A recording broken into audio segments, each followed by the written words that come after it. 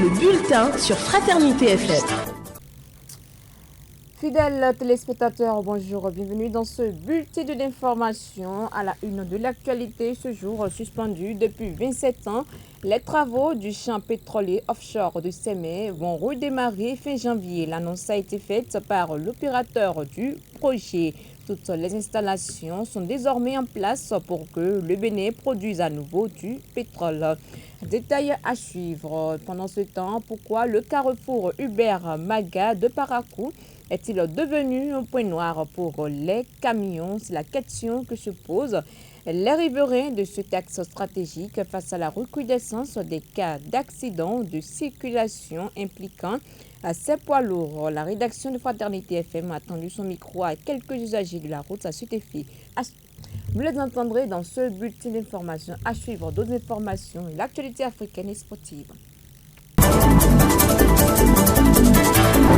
Bienvenue à chacun et à tous quand les résultats des élections législatives du 11 janvier.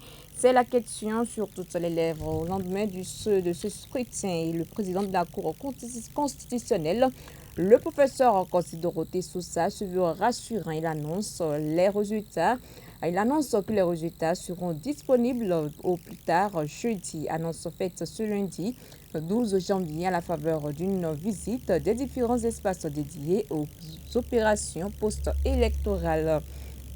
Il s'agit de la salle d'ouverture des plis, l'espace réservé aux cantines électorales destinées à la Cour constitutionnelle, la salle de dépouillement et de centralisation des résultats, puis la salle informatique chargée du traitement et de la consolidation des données.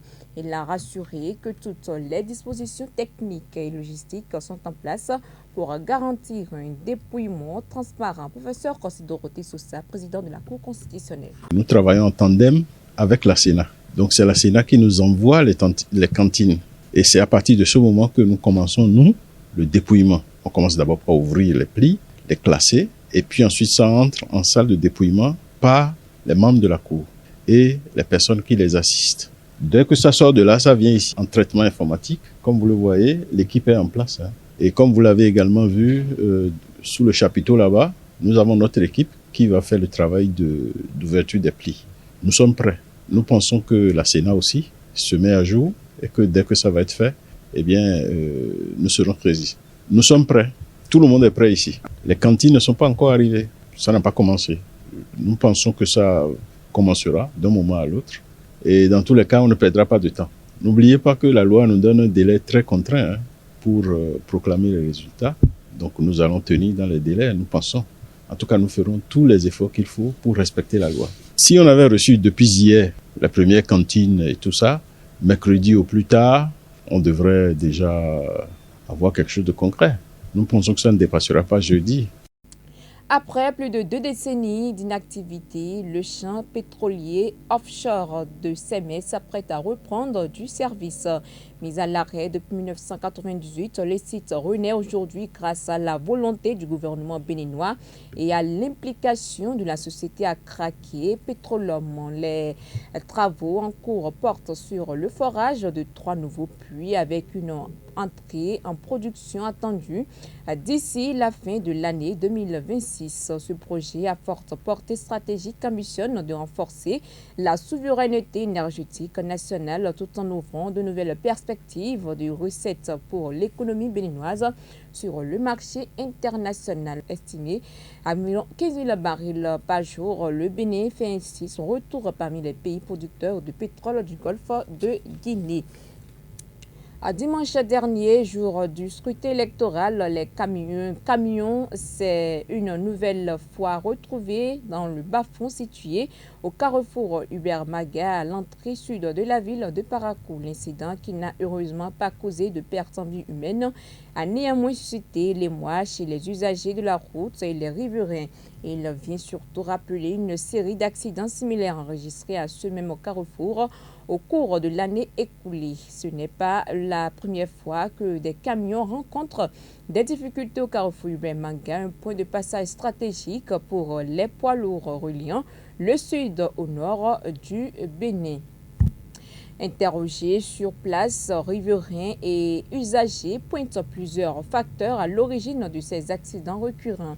Ils évoquent notamment la difficulté de manœuvre pour les gros porteurs dans ce carrefour étroit et très fréquenté, la fatigue des conducteurs après de longs trajets sans repos suffisant, mais aussi l'indiscipline routière et le non-respect des limitations de vitesse, surtout aux heures de grande affluence. Félicien Latifou et Mohamed, tous usagers réguliers du carrefour Hubert Maga, partagent ce constat. Je ne suis pas non loin du carrefour, vu que moi je me préoccupe de mon activité. Je me suis déplacé en même temps vers le lieu et effectivement j'ai vu le camion qui était déjà dans le pont. Bon, comment les choses se sont passées, je ne sais pas justement, je ne sais pas. Mais d'après ce que ceux qui étaient présents sur le lieu ont dit, c'est qu'il y avait un peu excès de vitesse de la part du chauffeur. Il ne respecte pas franchement le code de la route. Si c'est qu'il respectait le code de la route, peu importe tout ce qui allait s'arriver, il allait peut-être essayer de s'en sortir au lieu d'aller se retrouver dans un caniveau. L'accident qui s'est passé, c'est concernant un motocycliste qui est venu donc positionner au niveau de la voie. Voilà, donc avec la vitesse que le chauffeur vient, ne peut pas donc cogner ce monsieur. Il est obligé de virer. Voilà là où il est venu se retrouver. Si effectivement il y avait des déguerpissements, ça n'allait pas se passer à mon avis. Si tu quittes de Cotonou en rentrant vers Paracoumé, il y a la descente. Ça peut être, le changement est beaucoup. Donc maintenant, si la personne il a lâché son camion, il faisait descente, voilà le carrefour devant lui. S'il freine maintenant, il n'a pas de moyens. Si c'est la nuit, on va dire que la personne dort. Des fois, je peux dire que c'est le niveau des chauffeurs. Autre volet de l'actualité, la question de la qualification réelle de certains jeunes maîtres artisans, pourtant titulaires de diplômes professionnels, suscite très souvent de débats au sein de la population des acteurs du secteur artisanal. De plus en plus de clients se plaignent de prestations mal exécutées, de délais non respectés au cours ou encore de travaux nécessitant des reprises, mettant ainsi en cause le niveau de compétence des jeunes artisans. Et selon le président du collectif des artisans de Parakou, cela s'explique par plusieurs raisons, notamment le fait que certains parents ne permettent pas à leurs enfants de respecter le nombre d'années d'apprentissage exigé. À cela s'ajoutent également des problèmes de retard et d'indiscipline des apprentis. Ismaël Sissé Abdoulaye. Aujourd'hui, certains parents d'apprentis qui ne permettent pas à ces enfants d'atteindre les objectifs de leur apprentissage. Parce que lorsqu'ils viennent, vous signez un contrat d'apprentissage avec eux. Le contrat d'apprentissage, c'est sur 3 ans, 4 ans, au plus 5 ans. Mais si vous faites le point probable de l'arrivée de l'enfant dans les ateliers, en 5 ans, il ne vient pas en atelier 2 ans et demi. Parce qu'il vient en atelier 6 mois, il reste à la maison 5 mois. Il vient en atelier 3 semaines, il reste à la maison 2 semaines, sans permission aucune. Les parents, lorsqu'ils vous envoient les enfants dans les entreprises, leur problème, c'est qu'ils se sont débarrassés d'un problème dans leur maison. Aujourd'hui, vous gardez ces enfants.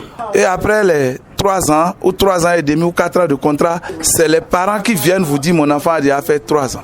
À notre entendement, avec tous les responsables d'entreprise, ils nous disent le parent vient et il dit mon enfant vient déjà de faire 3 ans. Mon enfant vient déjà de faire 3 ans. Mon enfant vient déjà de faire 4 ans. Le contrat, c'est le contrat.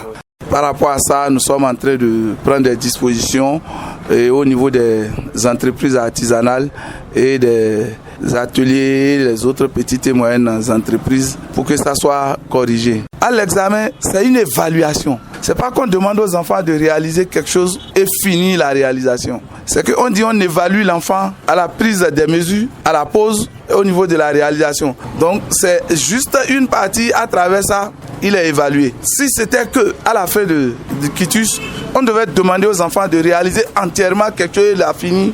Bon, autre chose peut se dessiner. Donc je suis en train de demander l'indulgence des patrons d'ateliers et des chefs d'entreprise avec les réformes qui sont en cours actuellement. Je suis sûr qu'on aura une solution à ça. Sinon nous-mêmes nous sommes dépassés par rapport au règlement des situations au niveau des parents, au niveau des ateliers, au niveau des patrons d'ateliers et leur clientèle.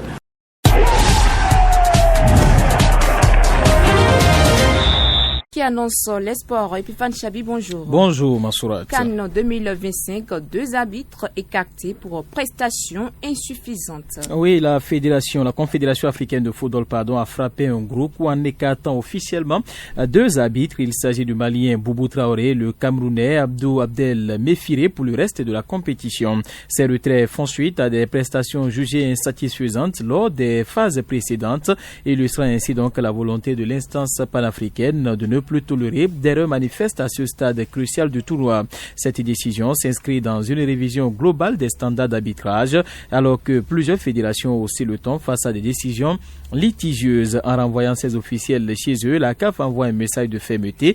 La crédibilité de la CAN repose sur une impartialité exemplaire et une maîtrise technique irréprochable des arbitres restant pour les phases finales.